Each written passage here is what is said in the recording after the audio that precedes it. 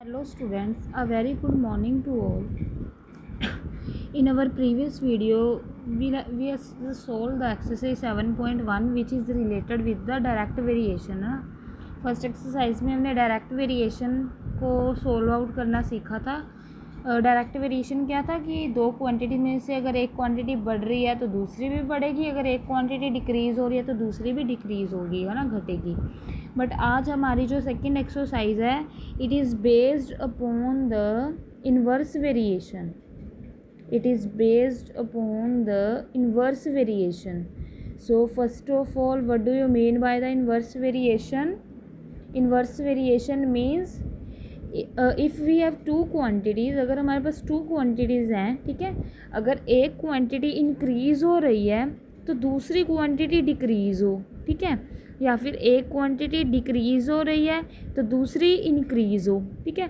तो इस तरह की कंडीशन को हम क्या बोलते हैं? Inverse variation. इन्वर्स का मतलब ऑपोजिट हो गया, एक के बढ़ने से दूसरी क्वांटिटी घटे, दूसरे एक के घटने से दूसरी क्वांटिटी बढ़े, ठीक है। तो that is a inverse variation. For example कैसे, है ना, इसकी एग्जांपल भी तो पता होनी चाहिए। तो इसकी एग्जांपल मान लो, हाँ, मान लो कोई एक वर्क था, ठीक है, कोई एक काम था, ठीक है, जिसको क्या है पहले 5 मैन कर रहे थे, 5 बंदे कर रहे थे, ठीक है। कोई एक काम था उसको 5 बंदे मान लो 10 दिन में कर रहे थे, क्लियर। कोई एक काम ले लिया जिसको 5 मैन कर रहे हैं इन 10 डेज़ में कर रहे हैं। अगर मैं बोलूँ उसी वर्क को, सेम वर्क को, एक वर्क को ही अगर मान लो यहाँ पे मैंने 10 बंदे लगा दिए, 10 मैन लगा दिए 5 मैन की जगह पे, तो ऑब्वियसली आप खुद सोचो, अगर 5 बंदे काम कर रहे हैं तो टाइम जो काम है वो थोड़ी लेट होगा ना। अगर मैंने जो नंबर ऑफ़ पीपल है वो इंक्रीज़, नंबर ऑफ़ लेबर मैंने इंक्रीज़ कर दी तो ज़्यादा लेबर होगी, तो सारे तेज़ी से काम करेंगे, इतने सारे बंदे होंगे, तो ऑब्वियसली जो काम है वो कम दिनों में होगा, है ना। अगर हम लेबर को बढ़ा दें तो हमारा जो काम है वो जल्दी होगा ना, समझ रहे हो ना। अगर हम ज़्यादा लेबर लगाएंगे तो सारे जाने मिलके काम करेंगे, तो जो काम है वो क्या है, कम दिनों में होगा, जल्दी काम निबट जाएगा।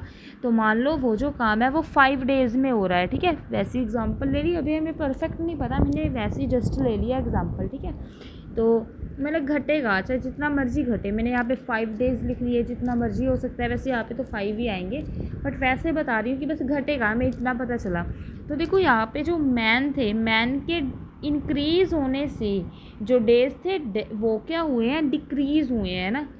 लेबर की संख्या बढ़ाने से जो काम था वो क्या कम दिनों में होने लगा, तो नंबर ऑफ़ मैन थे वो क्या हुए यहाँ पे इंक्रीज़, और जो नंबर ऑफ़ डेज़ थे डैट इज़ डिक्रीज़, है ना। तो एक क्वांटिटी बढ़ी, दूसरी क्या है, डिक्रीज़, दूसरी घटी, तो it means that is the condition of inverse variation. तो इस कंडीशन में हमारे पास क्या है, इन्वर्स वेरिएशन लगेगा।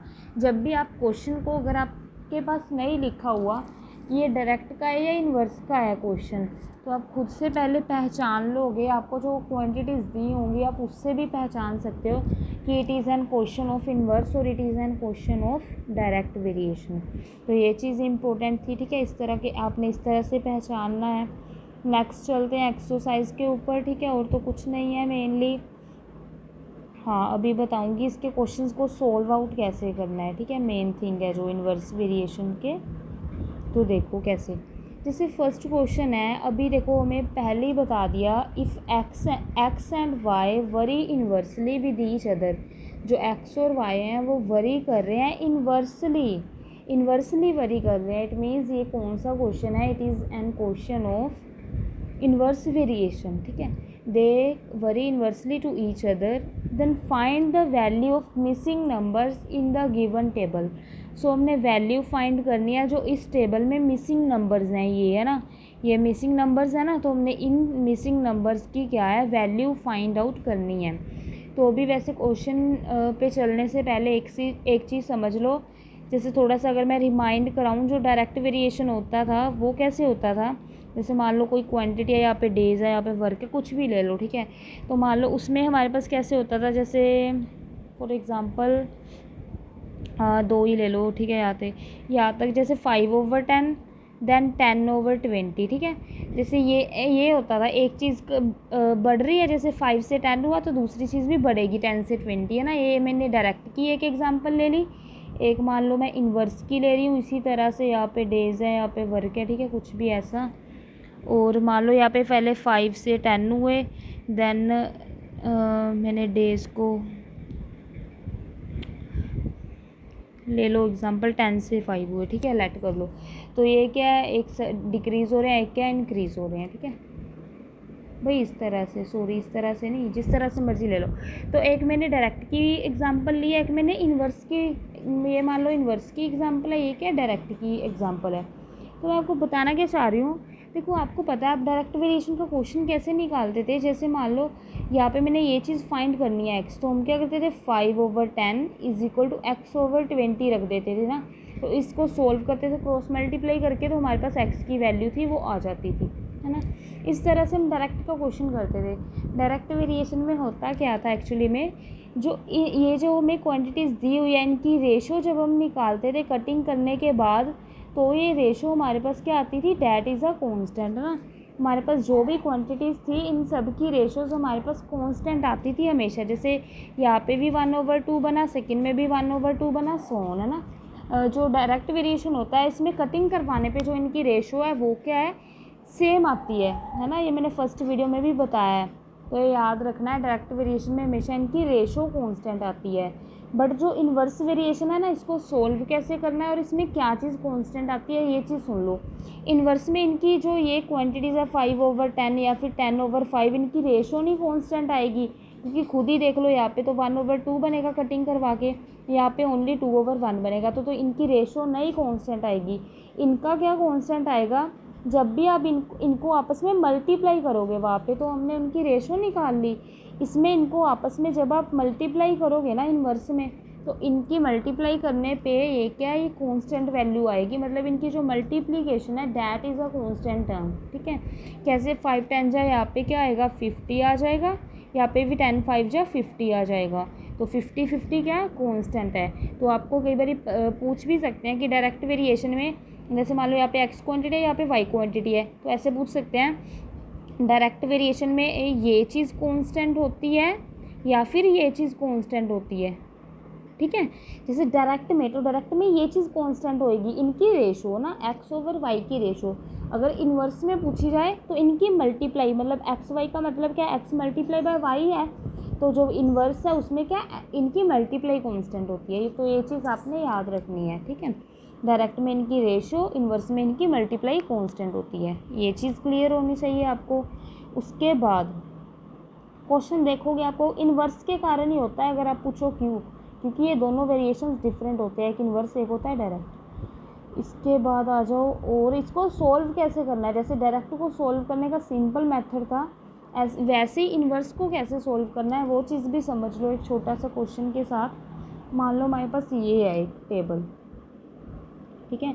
यहाँ पे हमें मैन दिए हुए हैं, यहाँ पे डेज दिए हुए हैं, यहाँ पे 56 वैल्यू है, यहाँ पे 42 है।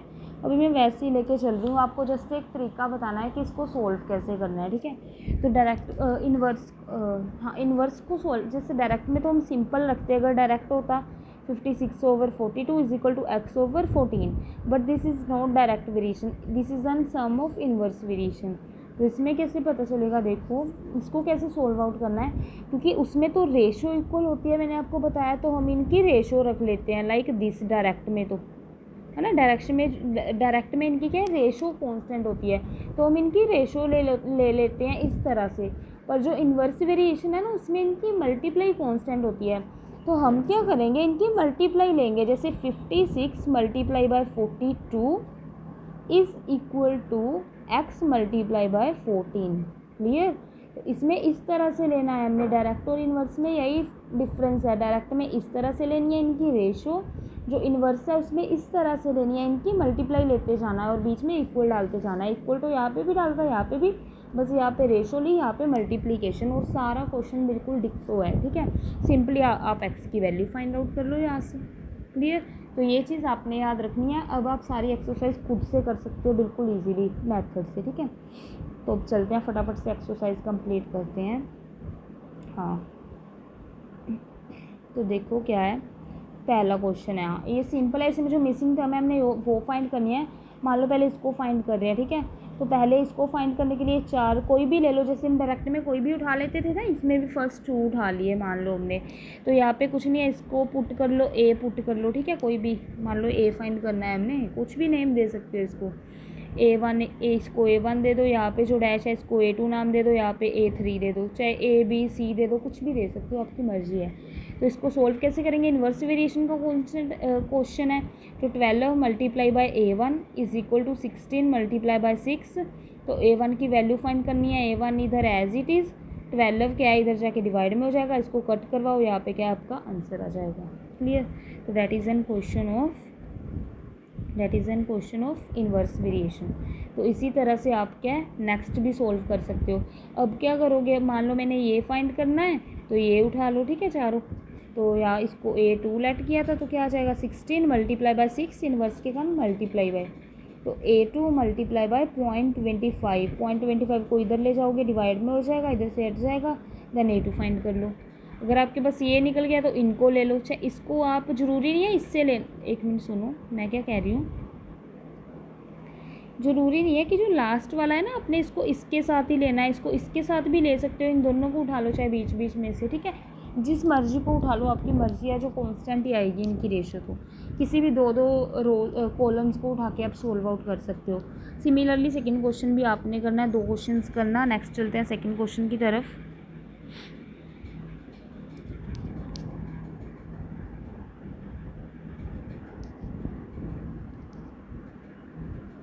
तो सेकंड क्वेश्चन चलते हैं। 3 people can plaster a wall in 4 days. जो कोई 3 मैन थे, 3 पीपल थे, वो 4 डेज़ में एक वॉल को प्लास्टर कर रहे हैं। आगे हाउ लॉन्ग का मतलब कितना टाइम, वही कि कितने डेज़ में। हाउ लॉन्ग आ जाता है ना जहाँ पे, मतलब टाइम पूछ रहे हैं कितने दिनों में, तो मतलब कितने days, how many days. How long का मतलब हाउ डेज़ ही हो गया, हाउ मैनी डेज़, कितने डेज़ लगेंगे। अगर 8 पीपल उस सेम जॉब को, it take for 8 people to do the same job. अगर 8 पीपल भी वही सेम जॉब करे, मतलब वो भी अगर उसी वॉल को प्लास्टर करे, पहले तो 3 पीपल कर रहे थे, अगर 8 पीपल करे तो कितना टाइम लगेगा। सिंपल क्वेश्चन है। क्या करोगे, क्या बनाओगे, यहाँ पे क्या लिख लोगे, पीपल, ठीक है। नंबर ऑफ़ पीपल, कितने पीपल है, यहाँ पे क्या है, वर्ग, ओ सॉरी डेज़, ठीक है। डेज़ और पीपल की बात हो रही है। तो एक पीपल हो गए, पहले 3 थे, डेज़ कितने लगा रहे थे, वो 4 डेज़। अब हमारे पास पीपल कितने हो गए, 8 पीपल, वो कितने डेज़ लगाएंगे, डैट इज़ एक्स। इसको एक्स लेट कर लो। तो क्या आएगा, इन्वर्स वेरिएशन है ना। हाँ, खुद ही सोच के देखो, आपको नहीं पता चलेगा अभी यहाँ पे ये क्वेश्चन इन्वर्स का या डायरेक्ट का, आपको दिया नहीं हुआ, तो आप खुद सोचोगे।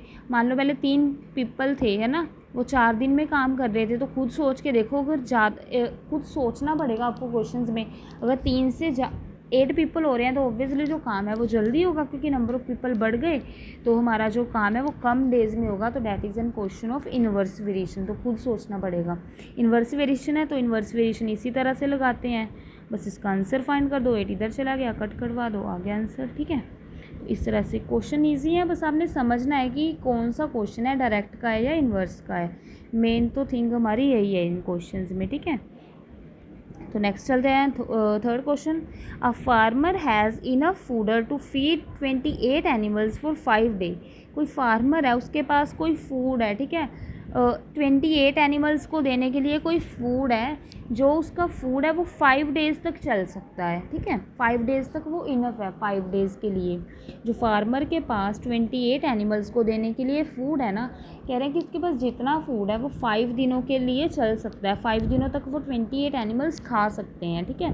कह रहे हैं हाउ लॉन्ग, वो कितने दिन चलेगा। हाउ मैनी डेज़ भी लिख सकते हैं, हाउ लॉन्ग भी लिख सकते हैं, आपकी मर्जी है, ठीक है। How many days would the food last, कि कितने दिनों तक वो फूड चलेगा। If there are 7 more animals, अगर क्या है 7 मोर एनिमल्स, 7 एनिमल और आ जाएं। पहले 28 एनिमल्स थे, कह रहे हैं। अब ध्यान से देखो, यहाँ पे ओनली 7 एनिमल्स नहीं लिखा, इफ़ कंडीशन लगाई है। If there are 7 more animals, कि अगर 7 और एनिमल्स आ जाएं, जो पहले थे वो तो रहेंगे ही, अगर उनमें 7 एनिमल्स और ऐड हो जाएं तो फूड है वो कितने दिन चलेगा। तो खुद सोचो, अगर 28 एनिमल्स हैं, उनका फूड 5 दिनों तक चलता है, अगर उसमें हमने 7 एनिमल्स और मिक्स कर दिए तो टोटल 35 हो जाएंगे। तो जो खाने वाले बंदे वो तो बढ़ गए, तो फूड तो क्या है, कम डेज ही चलेगा ऑब्वियसली, है ना। तो आपने सोचना पड़ेगा, यहाँ पे लिखा नहीं हुआ कि ये कौन सी वेरिएशन का क्वेश्चन है, तो इसको सोचने से पता चल गया कि ये हमारा इन्वर्स वेरिएशन का क्वेश्चन है। तो क्या हम इस पर क्या लगाएंगे, इन्वर्स वेरिएशन। तो हम टेबल बनाएंगे, हमारा क्या आ जाएगा, क्या लिखेंगे, क्या क्या है। एक तो इसमें एनिमल्स आ गए, तो एक तो यहाँ पे नहीं समझा रहा होगा ना आपको, नीचे लिख देती हूँ, सॉरी। एक तो हमारे पास आ गए एनिमल्स, ठीक है, एक हमारे पास आ गए डेज, नंबर ऑफ़ डेज। तो एनिमल्स हमारे पास पहले कितने थे, 28 एनिमल्स, और 5 डे उनका फूड चल रहा था। अब उसमें 7 एनिमल्स और ऐड हो गए, तो सॉरी नीचे 5 डेज आना था, ठीक है। तो 35 एनिमल्स हो जाएंगे, 7 एनिमल्स 28 में और ऐड हो गए, तो एनिमल्स टोटल कितने हो जाएंगे, डैट इज़ 35। तो कितने दिन फूड चलेगा ये हमने फाइंड करना है। तो इन्वर्स वेरिएशन है, ऑब्वियसली आप खुद ही सोच के देख सकते हो ना। जैसे मान लो हमारे घर हमारा फूड है, जो मान लो 5 जाने हैं, तो हमारा फूड मान लो 2 किलो आटा मान लो हफ्ता चलता है, ठीक है। अगर 2-3 जाने और मिक्स हो जाए तो वो आटा जल्दी ख़त्म होएगा ऑब्वियसली, ठीक है। तो सिंपल एग्जांपल है, तो सबको ही समझ आ रहा है। तो नंबर ऑफ़ पीपल बढ़ने से जो फूड है वो क्या है, जल्दी ख़त्म होगा, नंबर ऑफ़ डेज है वो डिक्रीज़ हो जाएंगे। तो that is an question of inverse variation. तो यहाँ से क्या फाइंड कर लो एक्स की वैल्यू, ठीक है। नेक्स्ट चलते हैं 4th क्वेश्चन की तरफ। A train takes 10 hours to reach a destination if it travel at a speed of 65 kilometre per hour. कह रहे हैं कि कोई ट्रेन है, सिंपल क्वेश्चन है, वो क्या है, 10 आवर लेती है किसी डेस्टिनेशन पे पहुंचने के लिए, अगर वो इतने की स्पीड से ट्रैवल कर रही है, 65 किलोमीटर पर आवर की, है ना। आगे what should be its speed, हमने स्पीड फाइंड करनी है उसकी, अगर वो 13 आवर ले अपनी डेस्टिनेशन पे पहुंचने के लिए, ठीक है। तो कुल सोचो, पहले तो वो देखो, अगर 10 आवर में पहुंच रही है, वो 10 घंटे में पहुंच रही है 65 की स्पीड से, ठीक है। अब उसका क्या टाइम बढ़ गया, टाइम उसका क्या बढ़ गया। अब पहले तो वो 10 घंटे में पहुंच रही थी, अब वो 13 घंटे में पहुंच रही है। तो ऑब्वियसली मतलब वो 13 घंटे में उसने टाइम ज़्यादा क्यों लिया, अगर उसने अपनी स्पीड को क्या किया होगा, स्पीड को जब हम कम करते हैं, अपनी स्पीड को कम करते हैं, तभी तो हम लेट पहुंचते हैं, है ना। अगर हम स्पीड को कम करते हैं तभी हम लेट पहुंचते हैं ना, तभी ज़्यादा टाइम लगता है। तो ठीक है, यहाँ पे टाइम क्या है, बढ़ रहा है, 10 से 13, स्पीड ऑब्वियसली कम हुई होगी, तो टाइम बढ़ा, स्पीड कम हुई होगी, घटी। तो कौन सा क्वेश्चन है, इन्वर्स वेरिएशन का। तो सिंपल है, ऊपर क्या आ जाएंगे, आर्स, ठीक है, एक आर्स का कॉलम बना लो, दूसरा स्पीड का बना लो, ठीक है। ऊपर नीचे कोई भी रख सकते हो, कोई ज़रूरी नहीं है, चाहे ऊपर स्पीड रख लो चाहे नीचे आर्स रख लो, आपकी मर्जी है, कोई फ़र्क नहीं पड़ेगा क्वेश्चन के ऊपर। तो आर्स पहले हमारे पास 10 आर थे, स्पीड कितनी थी 65, तो स्पीड हमने फाइंड करनी है, और आर्स 13। तो इन्वर्स वेरिएशन लगा दो, 10 × 65 = 13 × x करके फाइंड कर दो, ठीक है। समझ आ गया होगा क्वेश्चन आपको, ये भी फटाफट से करते हैं एक्सरसाइज। फर्स्ट 2 एक्सरसाइज तो वेरी इजी है, इस एक्सरसाइज की कुछ भी नहीं है फर्स्ट 2 एक्सरसाइज में, तो ठीक है। नेक्स्ट चलते हैं 5th क्वेश्चन की तरफ। If 45 students can consume a stock of vegetable, कोई 45 स्टूडेंट्स है वो 2 मंथ तक क्या है, वेजिटेबल का स्टॉक खा सकते हैं, ठीक है। कोई भी उनको जो जितनी भी उनको वेजिटेबल दी गई हैं, 2 किलो 5 किलो, वो 2 महीने तक खा सकते हैं, ठीक है। आगे find the number of student हमने फाइंड करने हैं, who can consume the food in 100 days. देखो जो ये जो क्वेश्चन होते हैं ना, इसमें जब भी आपको मंथ लिखा होता है ना, पहली बात तो चलो एक चीज़ सुनो। अब देखो पहले तो उन्होंने कहा था 45 स्टूडेंट 2 मंथ में वो फूड खा रहे थे, कि कितने स्टूडेंट, नंबर ऑफ़ स्टूडेंट हमने फाइंड करना है कि 100 डे में वो फूड खाए, कितने नंबर ऑफ़ स्टूडेंट होंगे जो 100 डे लगाएंगे फूड खाने के लिए। तो पहले तो ये मंथ है, यहाँ पे हमें डेज़ में निकालने के लिए बोला है, सबसे पहले तो इसको कन्वर्ट करो। तो देखो जब भी इस तरह के क्वेश्चन होते हैं, आप बोलोगे कि मंथ है वो 30 का भी होता है, कई मंथ 31 के भी होते हैं, Feb 28 का भी होता है। तो हम क्या लें, जब भी इस तरह के क्वेश्चन होते हैं ना, चैप्टर्स के, आपको कुछ भी नहीं, कुछ दिया ही नहीं हुआ जनवरी फरवरी, कुछ भी सिंपल मंथ लिखा है, तो आप इसको हमेशा 30 से ही मल्टीप्लाई करना है, ये चीज़ याद रखना नंबर ऑफ़ डेज़ निकालने के लिए, ठीक है। इसमें कोई स्पेशल मंथ नहीं लिखा, फेब या मार्च या फिर कोई अप्रैल मई, ठीक है। सिंपल क्वेश्चन दिया है ना, तो आप भी सिंपल वे से निकालो, तो सिंपल 30 ही मान के चलोगे आप सिंपली, ठीक है। तो अगर मैं 2 मंथ को डेज़ में कन्वर्ट करूँ तो 2 × 30 कितना बन जाएगा, डैट इज़ 60 डेज़, है ना। तो हमें पता चल गया जो हमारे 45 स्टूडेंट थे वो क्या है 60 डेज़ में खाना ख़त्म कर रहे हैं। तो 100 डेज़, देखो ऑब्वियसली खुद सोचो, जो 45 स्टूडेंट वो 60 डे ले रहे हैं खाना ख़त्म करने के लिए। अब डेज़ बढ़ रहे हैं, ज़्यादा दिन खाना कब चलेगा, जब नंबर ऑफ़ स्टूडेंट्स क्या है डिक्रीज़ होंगे, घटेंगे, तभी ज़्यादा दिन खाना चलेगा ना। स्टूडेंट्स क्या कम हो जाएंगे तो खाना हमारा ज़्यादा चलेगा। ये भी तो इन्वर्स वेरिएशन का ही हुआ, एक चीज़ बढ़ी दूसरी चीज़ क्या घटी। तो क्या कर लोगे, सिंपल पहले कन्वर्जन ज़रूर रख लेना जिसमें उन्होंने बोला है। तो यहाँ पे नंबर ऑफ़ स्टूडेंट लिख लेना, यहाँ पे क्या डेज़ लिख देना, ठीक है। तो पहले स्टूडेंट 45 थे, नंबर ऑफ़ डेज़ 60 डेज़ लग रहे थे। दैन नंबर ऑफ़ स्टूडेंट हमने फाइंड करने हैं, डेज़ कितने लग रहे हैं 100 डेज़। तो यहाँ से क्या आप डायरेक्ट इन्वर्स वेरिएशन लगा के क्या इसको फाइंड करोगे, ठीक है। देन चलते हैं 6th क्वेश्चन पे। 18 workers can do a piece of work in 180 days. 18 worker किसी काम को 180 डेज़ में कर रहे हैं। इफ़ 2 मोर वर्कर, वही चीज़ आ गई, इफ़ 2 मोर वर्कर बोला है, if 2 more worker join in them. अगर 18 वर्कर्स को 2 और वर्कर ज्वाइन कर ले, तो मतलब अगर 2 और उनमें ऐड हो जाए तो टोटल 18 से कितने हो जाएंगे, 20 वर्कर हो जाएंगे, है ना। पहले 18 वर्कर थे, अगर 2 और ऐड हो जाएं तो मतलब 20 वर्कर्स हो जाएंगे, 18 + 2 20। तो कह रहे हैं अगर 2 और ज्वाइन कर ले तो find the number of days in which work can complete. तो कितने नंबर ऑफ़ डेज़ में जो वर्क है वो कंप्लीट होगा। तो वर्कर बढ़ जाएंगे, ऑब्वियसली जो काम है वो क्या है जल्दी ख़त्म हो जाएगा। तो वर्कर बढ़ेंगे, नंबर ऑफ़ डेज़ क्या है घटेंगे, तो इन्वर्स वेरिएशन होगा। तो यहाँ पे लिख लो नंबर ऑफ़ वर्कर, यहाँ पे लिख लो डेज़, ठीक है।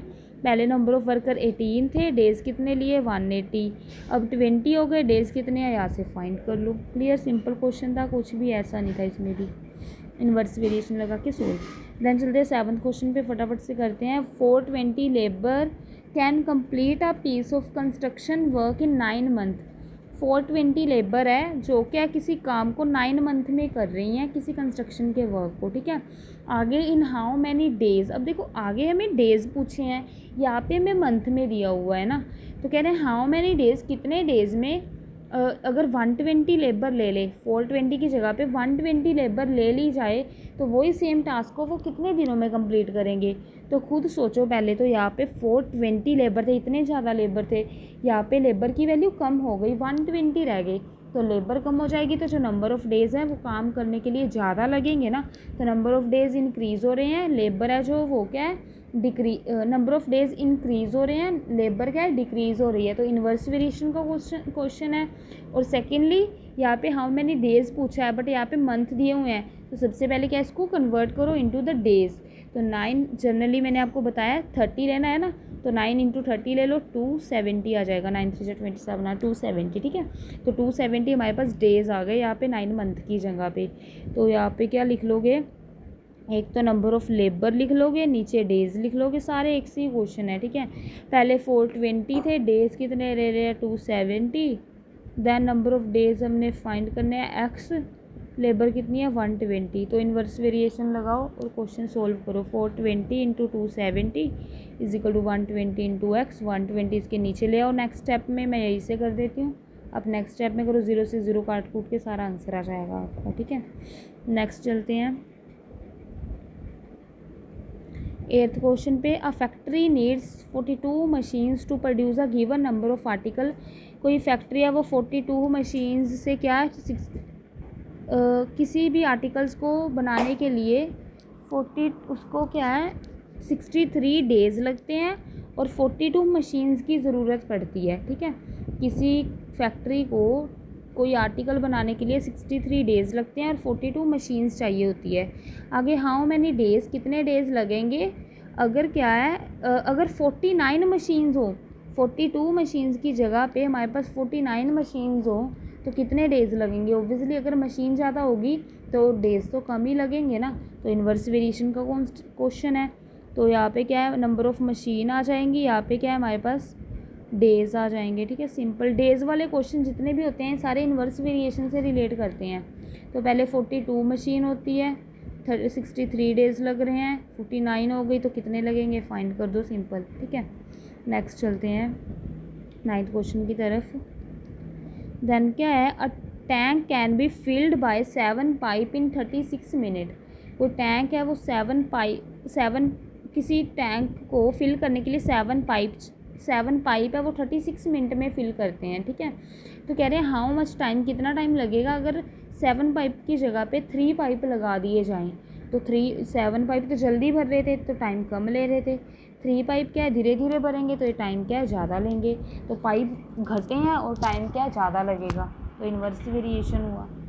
ठीक है, तो हम क्या लेंगे यहाँ पे क्या लेंगे हम, पाइप्स, नंबर ऑफ़ पाइप लेंगे, नीचे क्या लेंगे हम, टाइम लेंगे। ठीक है, तो 7 पाइप है और टाइम कितना ले रहे हैं 36 मिनट, यहाँ पे 3 पाइप है, कितना लेंगे x, तो फाइंड कर दो यहाँ से।